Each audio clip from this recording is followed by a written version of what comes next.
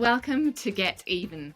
Get Even is the podcast where Even founders Ellen and Nora, that's me, sit down with incredible women who've been there, done that in the world of business. Get Even is your backstage pass to their lived experience.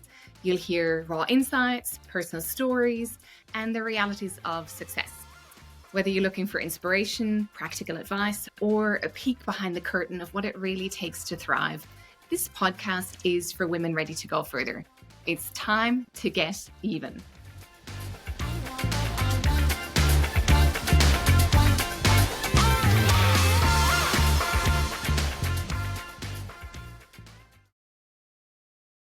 In today's episode, we bring you a conversation with Dr. Julia Liu. This is an incredible story of major career pivots, and there's so much learning to be had in this episode. To introduce you to Julia, she started her professional life as a concert pianist, and she has a PhD in musicology from the University of London. And from that, she pivoted into major strategy and innovation roles in Australian corporates. She was previously head of strategy and innovation at AGL. She's now head of electrification at RACV. She's also held strategy and innovation roles at Australia Post and Energy Australia. And as you'll hear from Julia, she reflects on how every career experience has enriched her, how she's learned from it, and how nothing is wasted. I hope you enjoy this conversation. Julia, thank you so much for joining us at Even. It's a delight to chat to you today. Thanks, Nora. It's great to be here. So let's get straight to your career story. I'm so fascinated. You've got a very unusual journey. So I want to, for our audience, I want to hear more about what's brought you to this point in your career and really, how did you get from completing a master and a PhD in musicology to becoming head of electrification at RACV? What's your story? Sure. So I think if you had asked me when I was a 16 or 17-year-old high school kid, I certainly would have never anticipated the kind of twists and turns that my career would take. But I knew when I was in high school that I was very passionate about music. I've been learning the piano since I was 5 years old, and sort of throughout my school years, I competed and performed quite regularly. And so it was a big part of my life growing up. And so when I finished high school, I was fortunate enough to have been accepted into the Sydney Conservatorium of Music, where I trained as a concert pianist. And back then I knew I wanted eventually to become a university lecturer. And so it was pretty much a kind of prerequisite that you had to go on study, postgraduate studies and get a PhD to be able to, become a university lecturer. And so I did that for about 10 years in the sense of I was sort of tutoring and lecturing while I was studying for my postgraduate studies. And I think the turning point really came a couple of years after I finished my PhD, when I felt like it was time for a new challenge. So by then, I published a few sort of articles and book chapters. I've been an editor. I won a teaching award, and it sort of felt like it was really time to explore something else. And interestingly, around the same time, I was also becoming really interested in investing. So these were the days when, home renos were all the rage on TV, all the kind of house flipping. And I had a little bit of money left from my PhD scholarships, and I was really curious about how can I maximize, the kind of savings I had. But I was absolutely clueless about investing. But I was really curious and really wanting to learn more. And so one thing led to another. I decided, I needed new challenges. I quit my job. I went and enrolled myself in an MBA at the Melbourne Business School. And I decided to change careers and learn all about the kind of world of business and investing.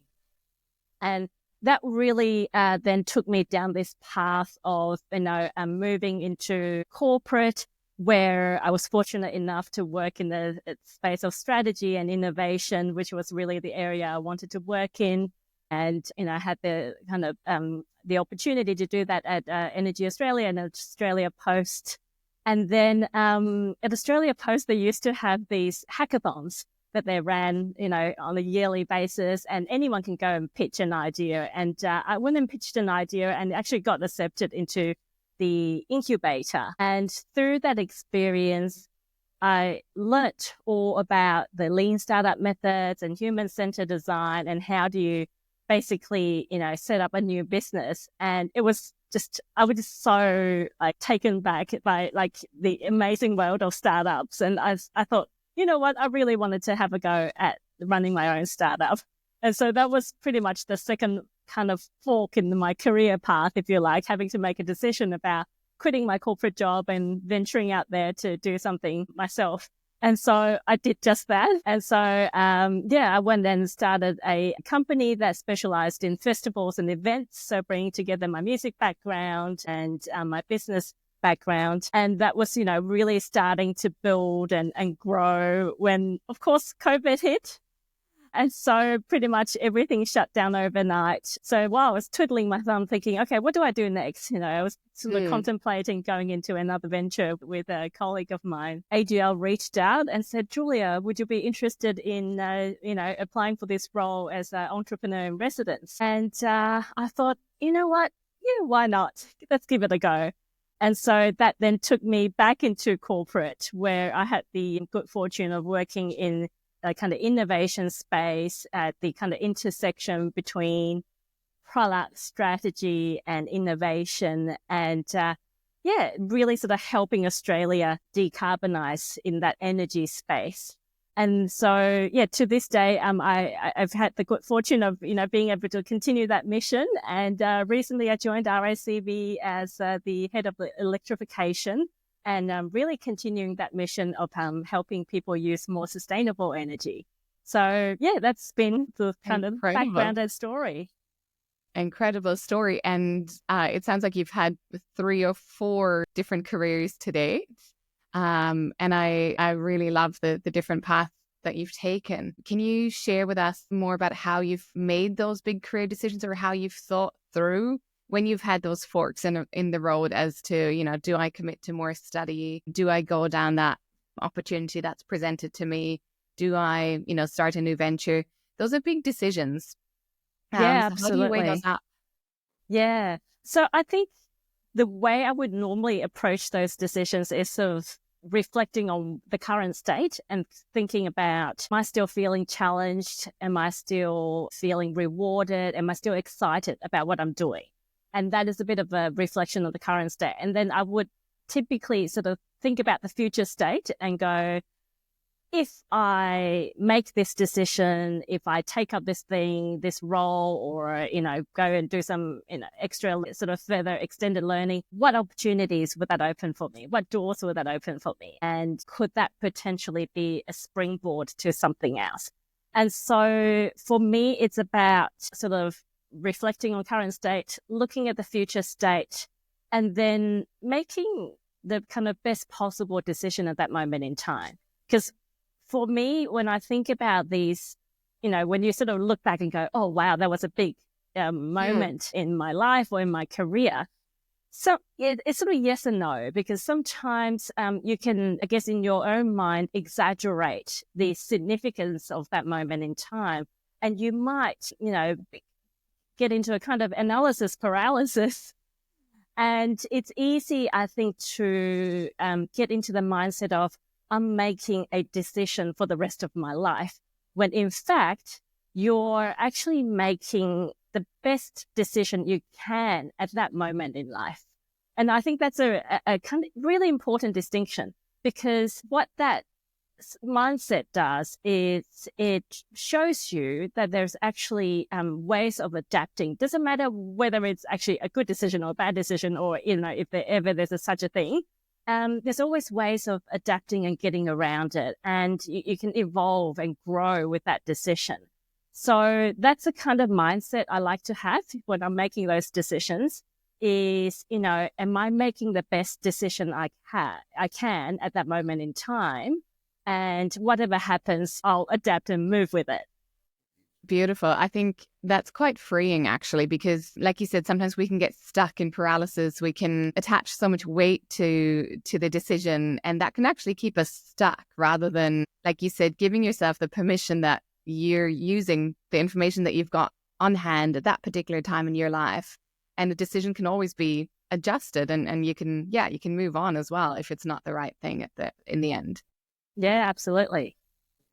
So one of the concepts that we talk about at Even is we call it choice moments. So it's similar to that concept of a decision. So when you look back on your career, when you look back on your life, there are these pivotal moments that really turn out to have impacted your life in ways that at the time that you made a decision, you really couldn't have foreseen how important those pivotal moments would become.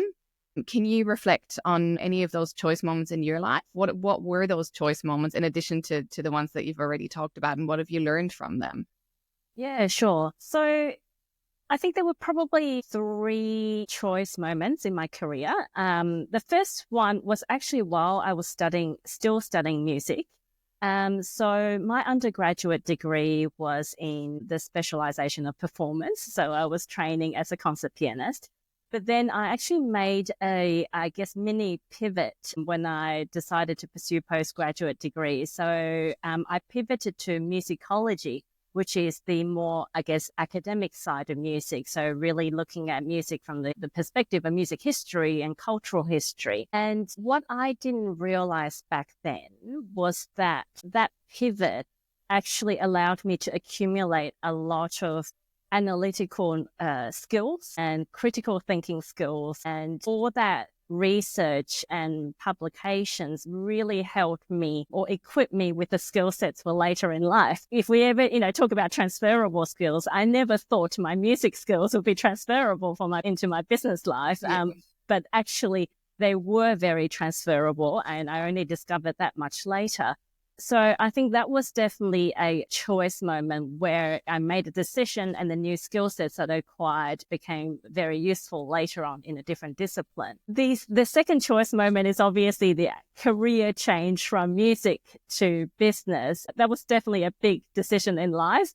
The time I finished my music career, I built a bit of a reputation for myself in that discipline, and then to, I guess, give that up and then move to something completely different and start, from scratch again. That was not easy at first, but certainly through that experience, what I learned was, sometimes you just got to take the plunge and make that change. And so switching to commerce really opened up a whole new world for me. Mm. And the third choice moment, I would say, was when I decided to quit my corporate career and go into my own startup.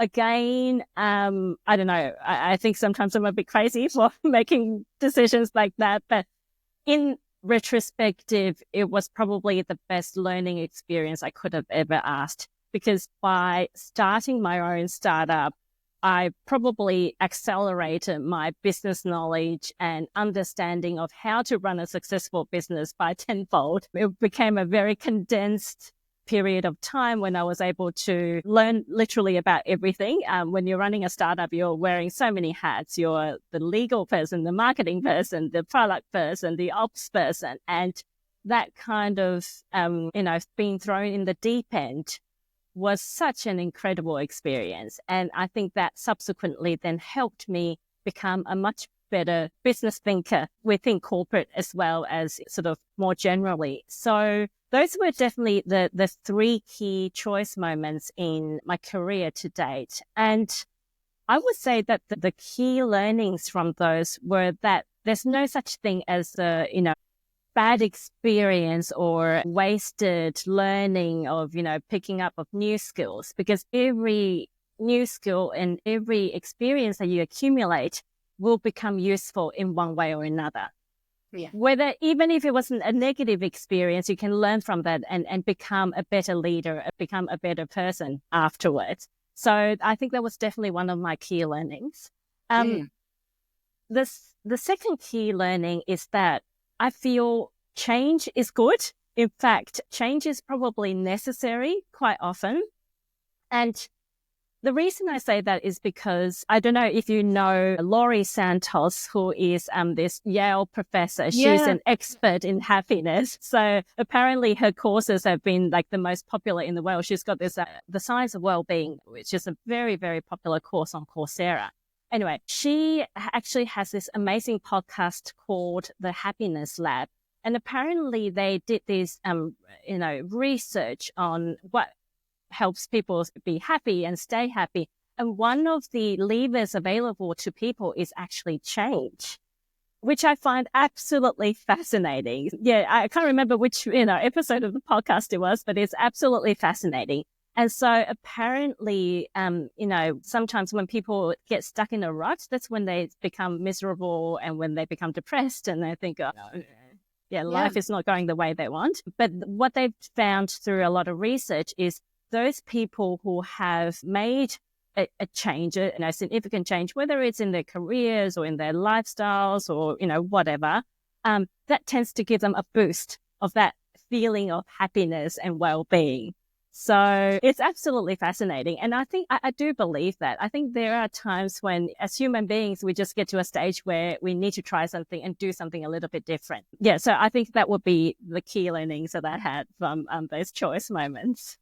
Incredible. I love those lessons, especially because they're so relatable. And I think you're kind of encouraging us to, say nothing is wasted in our experience. We learn from every part of an experience.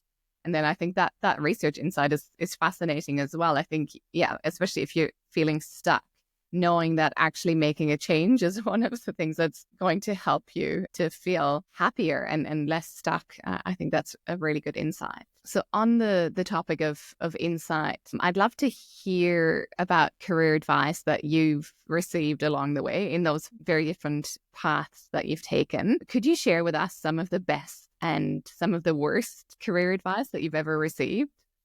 Sure. So I think one of the best career advice that I got was at a time when I was toying between two decisions. So I was toying between, should I stay in a role, that current role that I was in, or should I move on to a new role? And the advice that I got from a mentor, who was a sort of informal mentor of mine, was, what have you got to lose? So that was a really interesting, provocative question, because when I thought about it, I was like, you're right. I didn't really have much to lose by making that leap of faith, by changing roles. And I really loved that mindset, because I think that really tied back to the framework and the mindset that I was talking about earlier, in terms of, even if it's not exactly 100% the right decision, whatever the definition of right decision is, there's still always ways of making the most out of it. And there's always other options. If it's indeed such a terrible decision, then, one can always do something else. And so I loved that kind of thinking, because then it got me to, basically helped me make the decision that allowed me to then, go on and do a few things that I've really enjoyed and really make the most out of it. Now, in terms of the word advice, it's also, that's quite an interesting one. So towards the end of my MBA studies, obviously I was starting to get, a bit nervous around how I was going to make that transition from a music, background to a business career. And somebody I talked to basically sort of suggested that I lowered my expectations and just aim for a smaller company, basically. I think that the subtext was, with somebody from such an unconventional background as mine, it'll be very hard to get a job in a large company. And so that was probably pretty lousy advice. And I'm pretty glad I didn't take that advice, because I actually, before graduation, applied for a job at Energy Australia, which is one of Australia's largest energy companies, and I got the role. And so, very glad I didn't take that advice. And I think, I can very well say, don't let people tell you you're not worth it. But to be honest, back then I was absolutely not confident at all. So back then I was, fraught with nerves and worry about would I be able to make this career change, and certainly wasn't confident at all in terms of being able to get a job so quickly after graduation. But really what I learned from that experience, though, was even when you're not confident, give it a go, because you don't want to prematurely limit yourself before you've even had a chance to try something out. Yeah, so I think that was definitely a key learning experience for me in terms of, how it just doesn't hurt. You've got nothing to lose. It doesn't hurt to give something a try. And if it doesn't work out, then sure, look at other options. Yeah. I think that one thing that I see quite often is that we can sort of make the decision that something is not for us before we've been even told no. And that's just reflecting on your experience there.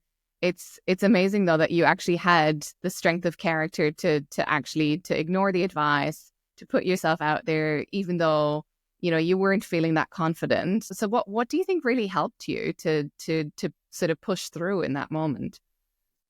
I think I've always been the type to, give things a go. And look, I've always been very ambitious as well. I know that if I work really hard at something, I will get there, most likely. So I think back then at the time, this particular role came up at Energy Australia. And it was actually, to be honest, interestingly, looking back, that particular role was not necessarily 100% fit for what I thought I, wanted to do. But I actually applied for it because it was sitting within, so it was actually a data analyst role. So I wanted to work more in strategy, but that particular role was sitting within a strategy team. It was responsible for a very exciting, innovative $100 million trial. And that really sort of piqued my interest. And I thought, you know what, give it a go. And again, it's like that concept of let's give it a go and see what happens. And so it actually then became a really great stepping stone for me, because when that role, when the project finished, I was actually offered a strategy role within that team. And so it then opened the door for me to move on to, what I wanted to do. But it also actually gave me amazing experience. So the learnings I had from that role, which was more than 10 years ago, is still informing what I'm doing today, because it's actually in that whole area of energy innovation, energy transition. And I didn't realize back then how useful that project would have been in terms of contributing to my overall experience. So, wow. Yeah. So let's actually talk about your experience and your expertise in innovation for a bit. So you've alluded to the fact that you've got a history of supporting large organizations like Energy Australia, Australia Post, AGL, and now RACV to do things differently and to innovate. Many of the women who are on Even are actually very curious and keen to learn skills about how do they lead innovation, especially within large companies. So what can you share with us about your learnings from those experiences about leading change? Yeah. Look, leading change can be both very exciting, but, also very hard work. And so I think to be able to lead change well, you do need to have a few characteristics. I think the first kind of characteristic you need to have is imagination. So when I'm interviewing people for roles, that's something I always look for, because the ability to imagine what that future might look like is so critical to helping you innovate and think about the possibilities. It's the kind of glass half empty, glass half full phenomenon. Some people have a kind of tendency to see blockers, and then there's others who see possibilities. And I think if you want to lead change and you want to work in the space of innovation, you have to be able to see the possibilities, because it's those possibilities that in turn drive you to get to an outcome. And so being a dreamer, I think, is quite important. And then hand in hand with that is you do need to have lots of energy, because being a dreamer on its own is not enough. You do have to be a doer. You have to be a doer as well to be able to reach that outcome. And so I think having the energy and drive to really push things forward is absolutely critical. And then the thing is, the flip side of that is you also need patience. Mm-hmm. So when you're trying to drive change, it doesn't always happen in a kind of linear way. Sometimes it's 2 steps forward, 1 step back. And you just need to have that patience to be able to put up with almost like what we call a kind of two-speed system, especially if you work in a large company. You're the kind of innovation team, you're the speedboat, and then you might have the Titanic, which is the rest of the company, the big corporate, that is moving at a different speed. And you do need to be able to sort of, work together with the rest of the company to move forward.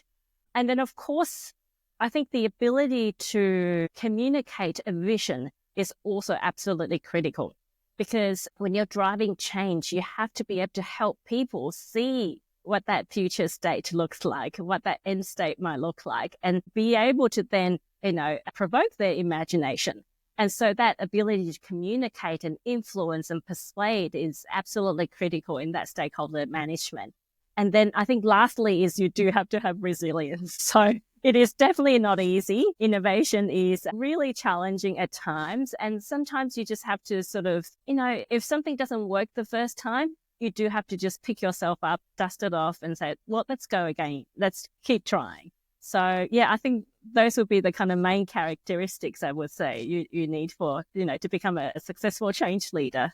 Wow, I love that. And I love the fact that you actually start with the imagination piece. I think that's such great advice. But then that you're combining the dreaming and the doing. I think that's so important. I do want to drill down a tiny bit further and just ask you, let's imagine somebody in the audience in Even, they might be in a role leading a team and they're looking to just ever so slightly propose doing something differently within their employer. What are some small ways that they could start? What are some techniques or some tips? And what could they learn from somebody who really understands innovation like you? What are some small tips about how can they affect a small change to how something is done within their team or within their employer? Yeah, absolutely. And look, I think the key there, you've hit it on the nail, is small. The key word there is small. So I think starting small, so starting just within your own team is always a good place to start. And the reason I say that is the analogy is like exercise. If you've never exercised before and you say, I'm going to now start exercising every day, it's pretty unrealistic. But if you say, okay, I'm going to start with just exercising once a week, then that's a good small chunk of manageable goal. So in terms of people wanting to implement change and innovation in their own team, I would say there's probably, in terms of toolkit, there's probably 3 kind of methods that are commonly practiced by innovators. And that is the lean startup method, human-centered design, and agile. Now, the thing about all 3 of those methods is that they're as much about kind of cadences and skill sets as mindsets. So that mindset shift is really, really important in terms of thinking, you know what, we are going to adopt this kind of test and learn approach. That test and learn approach means that you're not making necessarily a wholesale change straight up. It means you're really lowering the stakes and saying, it's okay if something fails, if something doesn't work out. The more important thing is how you incorporate the learnings into that next iteration of whatever you do. So now, taking it to an even more specific level, I would say, think about what are your objectives and key results that you want to achieve. So set some really ambitious goals, but then break it down into really small chunks of how are we going to experiment with something? How are we going to test and learn? And put those agile cadences in place, have 2-week sprints where things can be broken down into very manageable chunks. And then also think about how you're testing the desirability, the viability and the feasibility of an idea. And by doing that, what you're doing is you're really focusing on what's truly important and, rather than sort of trying to do too many things at the same time. And once you've really nailed those kind of basic ways of working, then the kind of more sophisticated things would be looking at what is the maturity of your team or organization? Where are they situated? Are they more like a startup at the moment in terms of the maturity, or are they more a scale up, or are you trying to do a more enterprise-wide program? Because then all of those methods will then need to be adapted to suit the situation. But certainly I would say, start with the mindset, but definitely try to inspire people with a mindset rather than prescribe. I've definitely seen, consultants that were brought in who were basically saying, hey, here you go. Here's a slide deck of the mindsets you need to espouse to. And that didn't go down too well with teams. So it's more, how do you paint that vision, inspire people, and then how you put in the cadences so that people start practicing these cadences, and in turn, those kind of behavioral-led changes can then also influence the mindset. Thank you so much for sharing some of your toolkit with us. I think that's really useful and practical to have the balance between the human element and the inspiration and understanding the mindset, but then also borrowing from those different methodologies that you just shared with us. Now, Julia, I'm just wondering, is there anything in terms of advice that you've got to share with the women on Even? So we've talked about some career advice that you've been given that has been really useful and resonated with you, but you've also talked about some of the worst advice that you've received. Is there anything that we've missed in our conversation? Any useful advice that you want to share with the women who are on Even? Sure, absolutely. As I get older, one of the things that I've been learning over the last couple of years is also how to be kind to myself. So I think as somebody who's very driven, who's ambitious, who's always worked really, really hard, I've also learned over the last couple of years how sometimes it's okay to just, take a bit of a break. It's okay to not have to juggle everything and feel like you've got the weight of the world on your shoulders, and just being more compassionate towards yourself. Because I know I'm the kind of person who has always put a lot of expectations on myself, and I will work myself to the bones, and and I'm also really impatient as well. I want to see things done. And so that has a tendency of compounding itself and just creating extraordinary pressure on myself. And as I get older, I'm not a 20-year-old anymore. I don't have the same energy. I'm in my late 40s, and I've got that, I'm going through physiological changes like many other women at this age. And sometimes it's just really hard to find the same kind of, energy as I did when I was 20-year-old. So I think then that means, how do you carve out time for yourself to find some downtime, to relax? And then also to say, when I clock off at the end of the day, I'm clocking off. I'm not going to be checking my emails. I am not going to be thinking about work. And look, it's not easy to do, definitely. Like in terms of switching off, I do definitely still think about work. But quite often now I will say, okay, I am not checking my messages. I am not checking my emails. At least they're sort of setting up some boundaries.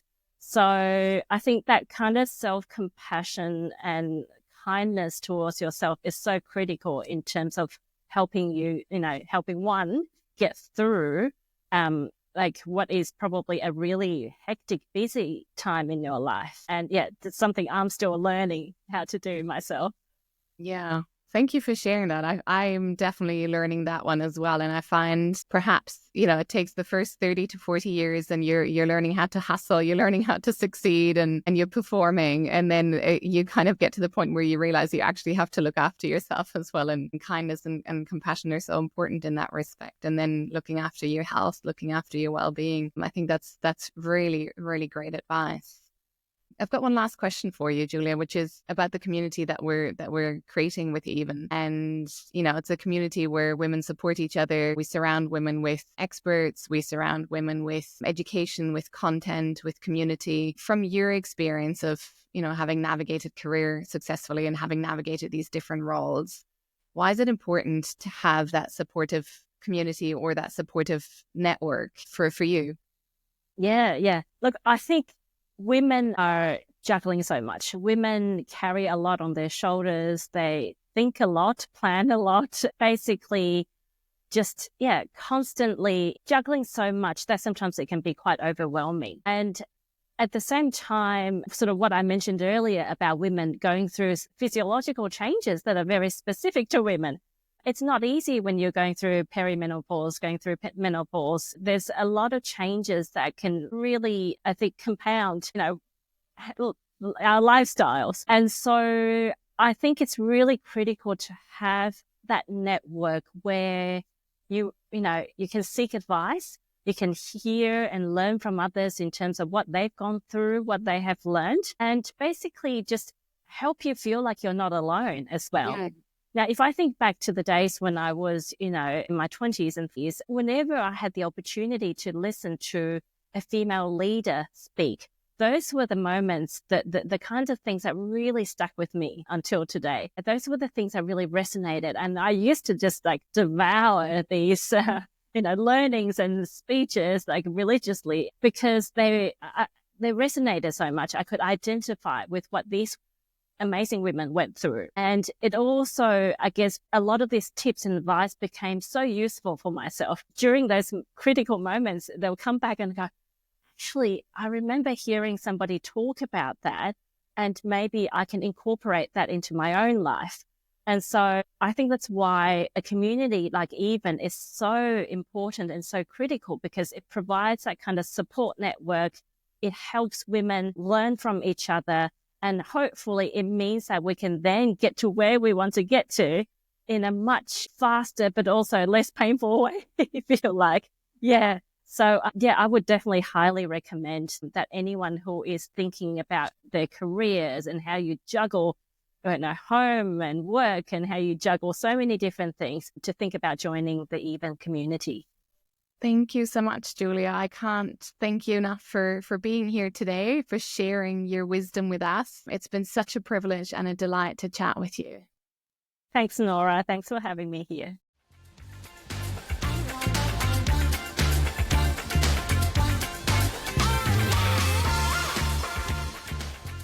I'm Dr. Nora Kozlowski, co-founder of Even, where our mission is to accelerate women's economic potential. Check out even-careers.com to learn how we support women and business to get even.